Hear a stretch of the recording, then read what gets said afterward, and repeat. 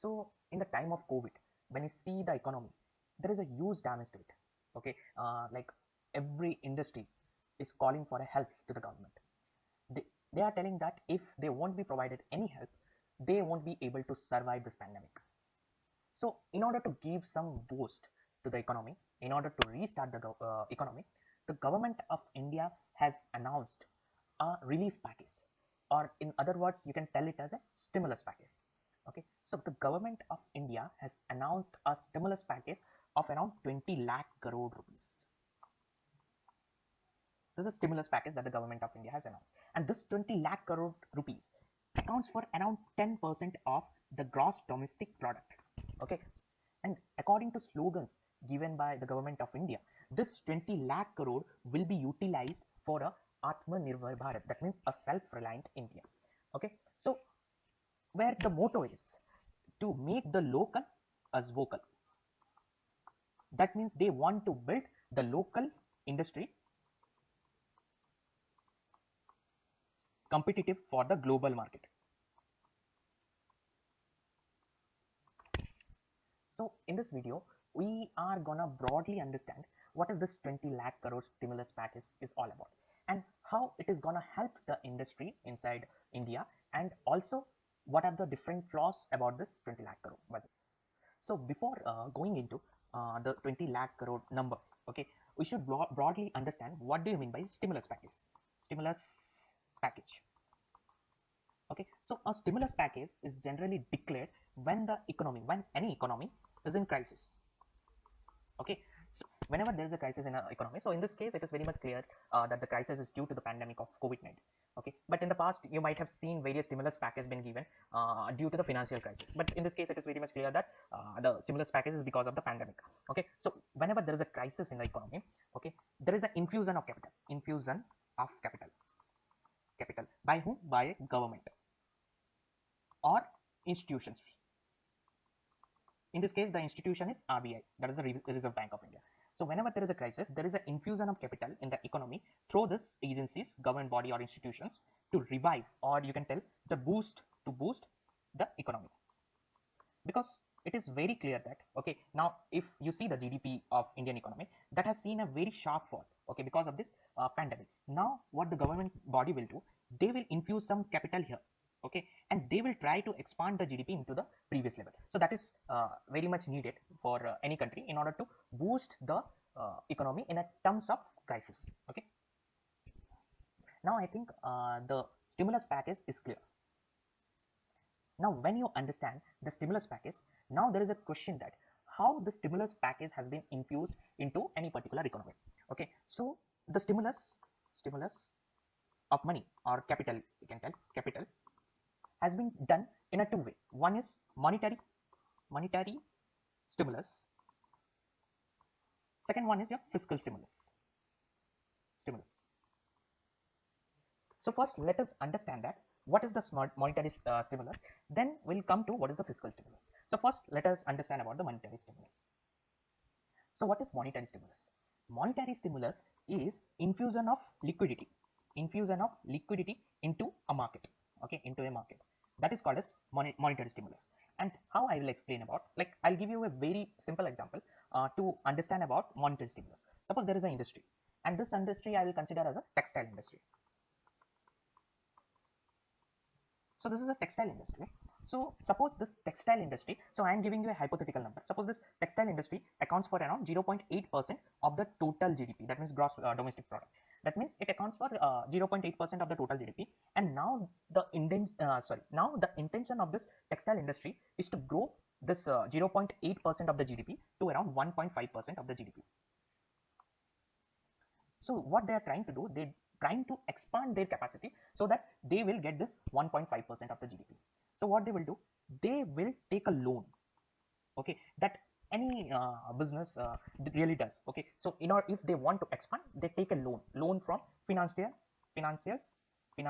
institutions, broadly banks. Okay, so what they do, they take loans, okay, and they try to expand their capacity so that they can reach into 1.5% of the GDP. That means they can grow their revenue by taking money from the financial institutions. So here what is happening, loan is a support factor. Okay, loan is a support factor in order to grow its business, in order to expand their size. Okay, suppose a new entrepreneur, okay, or you can take as a startups. Okay, in startups what they really do, they search for fundings. Okay, that means they search for capital so that they can expand their startups, they can grow their startups. Okay, so loan plays a very important role in order to expand their business. So that means how much loan you can avail, that much bigger you can make your business.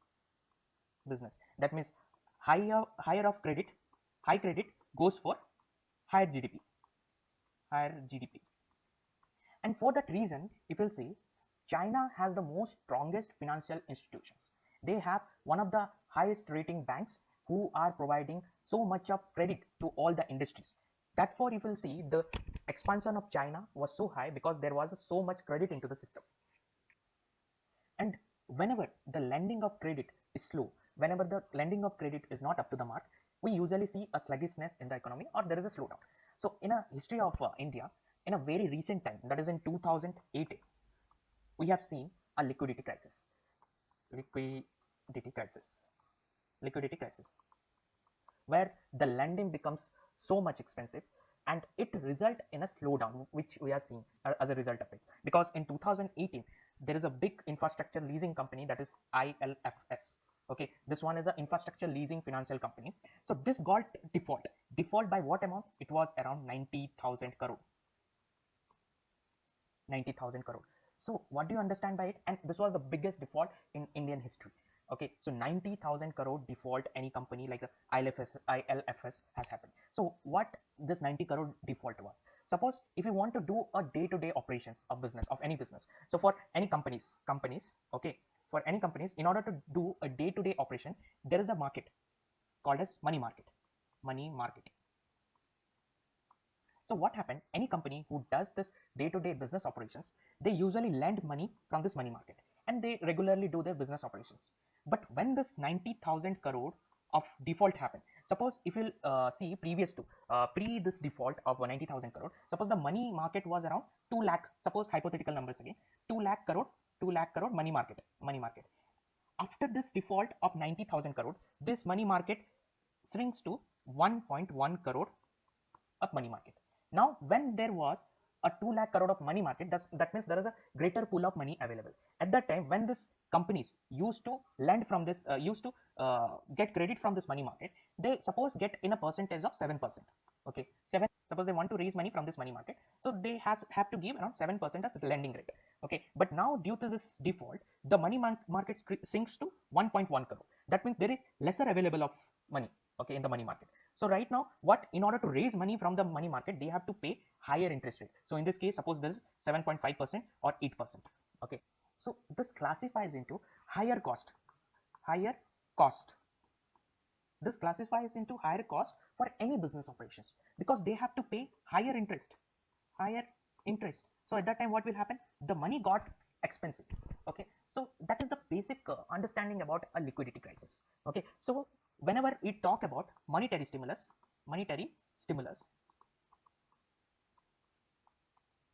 the Reserve Bank of India try to infuse liquidity in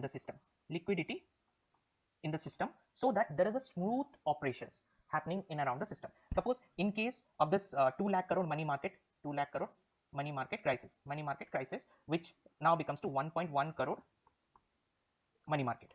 Okay, and when at this time the credit becomes expensive, RBI can infuse around 90,000 crore here. Okay, and make this market again to same level like 2 lakh crore. Okay, so that the lending rate and everything could have a same amount of infusion. So this is on a very broad level, because if we will go inside, then inside things are very much complicated. Okay, so this is a very basic understanding of how the infusion of liquidity can remove some kind of complexity in a day-to-day business operations.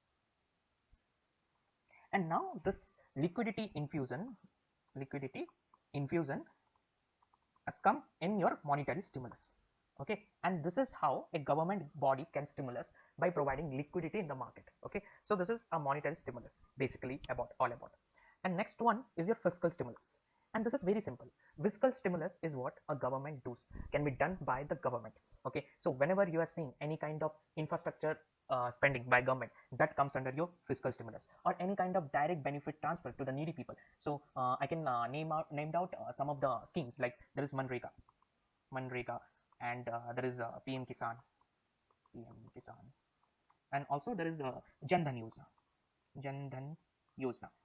So these are various schemes through which government directly transfer the money to the needy people. Okay, so this comes under fiscal stimulus. That means government is directly transferring to the money to the needy people. Okay, and now let us talk about the 20 lakh crore. So when we talk about the 20 lakh crore, which is around 10% of the GDP, okay, now how it has been segregated into monetary stimulus and fiscal stimulus. Okay, so around 9% of the Indian GDP has been spent on monetary stimulus this time, and around 1% of the Indian GDP has been focused on fiscal stimulus. Okay, that means 9% of the GDP has been given to people in terms of loans, okay, or any other kind of support. And here 1% of the GDP is the direct benefit transfer. That means directly money has been transferred to people without any kind of conditions of loans or EMI or anything. So this is a broader classification. So now many people have questions over here. If 9% of the GDP has been accounts for monetary stimulus, okay, that means there is an infusion of liquidity in the system, okay, and that is basically been done by the RBI, that means the Reserve Bank of India. Then why the stimulus has been included in the government package? That means it is being called as a fiscal stimulus. And according to my understanding, the question is somewhat valid. Okay, somewhat valid, that RBI here is announcing measure of liquidity to the system. That means it is infusing most of the liquidity in the system by providing loans. Okay, so this accounts for around 9% of the GDP. So this announcement should have been done by the RBI rather than the government of India, and including this package into a 20 lakh crore budget. But also there is a catch over here. Okay, so I'll explain you what is this. So before the government's announcement of 20 lakh crore package, the RBI has announced a liquidity infusion in the system. So RBI, that is the Reserve Bank of India, has announced a liquidity infusion of 8 lakh crore. 8 lakh crore into the system in order to tackle or battle the situation with the COVID-19. Okay, so at that time when the RBI infused money into the system, it infuses through the financial systems, financial institutions. That means the maximum you can take banks. Okay, financial institutions like banks. So what banks does? Banks then finally lend it to industries who are in the need for money. Okay, so banks do lend to industries. So when previously RBI has announced this 8 lakh crore of liquidity infusion, at that time the operation was not very much successful, and the reasons to it was banks or any financial institutions. Okay, and the reason to it, whenever we go to any financial institution, balance sheet, okay, and there you will see a factor called as NPA. Okay, NPA is a non-performing asset. Okay, that means whenever any loans which has been given to any company or any particular individuals, whenever it got default, then it added into this NPA account, that is a non-performing asset. So this is an account. So if you see the current situation of any financial institution in India, so most of the banks are usually loaded with NPAs. So when at the time of crisis, okay, when the banks do lend to industries, okay, and this is a crisis time, so the success rate for any industry to overcome is less. And suppose there is a less chances of them to survive the pandemic, then what will happen? The industries to overcome this pandemic and repay the loans which has given to them was difficult. So at that time most of the loans will become default. So at that time this default loans will added into the bank's NPAs account. Okay, that is a non-performing asset account. So it will give a huge sluggishness for a banking industry or any financial industries. Okay, so here there is a big flaws in this particular lending method which was happening. So what rightly in this 20 lakh crore package was resolved? Okay, so here what the government intention is, suppose here again the money will go from bank to the industries, but here there is a difference. Here the difference is, here the banks which are giving money to the industries, at this time government will give guarantee. Okay, that means there is a government guarantee associated with it. Suppose any bank who is lending to any industries, at that time any default in loans happen, then at that time government will take the responsibility and it will be added into the government's account, not into the NPA account of bank. So at this time what the banks will do, the banks will overcome this fear of NPAs, and right now what they will be doing, they will be lending enough money to the industries, because right now they have the opportunity for not worrying about the NPAs and lending more to the industries, so they can generate more of credit growth and also they can sustain the pandemic.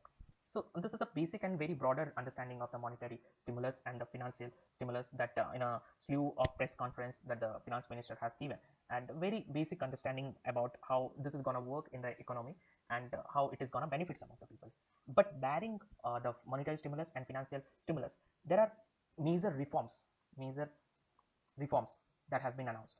Okay, so if you'll see, there are reforms in land, labor, and law and law. And if you know somewhat of the economy, then any economist in the past was very much loud about the reform of land and labor in order to attract any kind of investment. So in this series of reform, the government has also included this land and labor and law reform to boost the to attract investment in the Indian market. So very basic example about this land and labor I'll give you.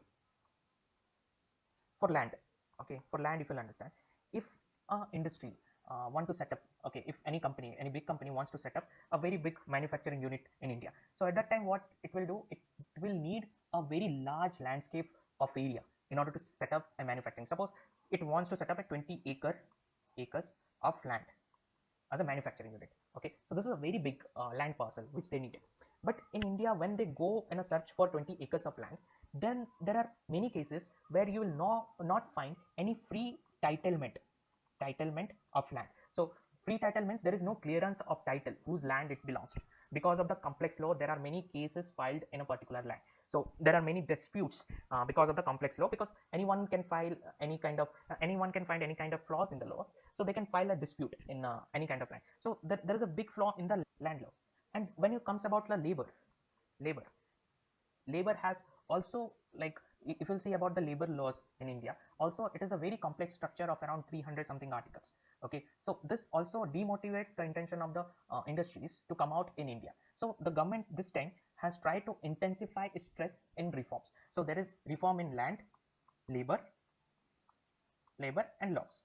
Moreover, the government has tried to disinvest some of its property, like they want to reform the mining sector, aerospace industry, and various other industry by a PPP model. PPP model is what? Your public-private partnerships. So where the government will be sharing its holding in any government company, so that it will be a partnership of government and private, and they will try to function together. So here what will happen? The loss bearing for government, from government to any company, will reduce. Okay, this is very basically what I have told you, what has been announced in a series of in a slew of press conference given by the finance minister. Although they have given a very detailed understanding of each of the package by giving a accurate number, like this, for this industry we have given this much package, but for this industry we have given this much package. But there's a very basic understanding that how this package has been broadly classified. But after this series of announcement which has been done by the finance minister, there is a very big investment banking company that is called as Goldman Sachs. So Goldman Sachs is basically an investment banking company. That means it predicts the future of each and every company and gives us a suitable outlook that which country is a better performing country in order to invest. Okay, so after this series of announcement by the finance minister, so Goldman Sachs has published a report. So according to this report, the performance after this announcement of Indian GDP will be like, the Indian GDP for a quarter two of the financial year will contract by around 45%. Okay, again I'm gonna take a hypothetical number. Suppose, let us consider this is the quarter two performance of India. Suppose earlier, that is pre-COVID period, suppose there is in quarter two, suppose India does 1 trillion economy business. Okay, that means 100% capacity. If it does 1 trillion economy business right now, due to this pandemic and due to the announcement that has been made, okay, by the government of India, so it will contract by 45% contraction. That means it will give 0.55, it will become 0.55 trillion economy. That means actually accounts for 55%. And this report they have published because they are saying that they have not got any kind of short-term relief package by the government of India. So whatever the reforms and whatever the procedures that the government is doing right now, that will benefit in a long-term basis. But in a short-term basis, this package will not help. So the GDP is gonna contract by 45%. Okay, so I'll stop here by this. In my next video, I'll explain you more about this reports by Goldman Sachs, and I'll try to show you what are different opinions that has been made by different industries after this series of announcement has been made by the finance minister. So thank you for listening. In the next video, very soon I'll be coming up with a report on this Goldman Sachs. Thank you.